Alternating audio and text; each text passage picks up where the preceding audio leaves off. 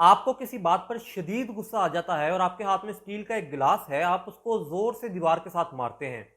अब दूसरी तरफ आपको शदीद गुस्सा आता है, आपके हाथ में एक कप है, तो थोड़े चांसेस कम हो जाएंगे कि आप उसको शीशे के कप को मारेंगे दीवार के साथ।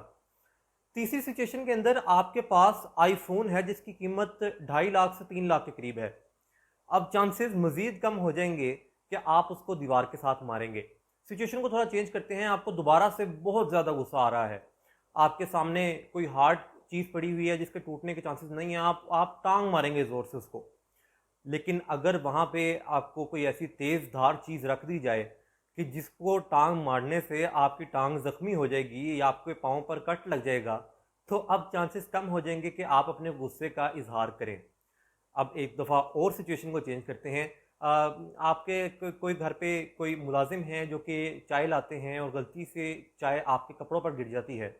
आप क्या करेंगे? आप बहुत ऊंचा चिल्लाएंगे, आप उसको बुरा भला कहेंगे। लेकिन दूसरी तरफ आप किसी जगह पर काम करते हैं और आपके बॉस से ये गलती हो जाती है, तो आप क्या करेंगे? आप कहेंगे it's okay, it's okay, sorry sorry sorry, ये मैं ठीक कर लेता हूँ, ये पानी कर लेते हैं या टिशू इसके साथ साफ कर लेते हैं। आप वहाँ पे अपने गुस्से का इजहार नहीं करते।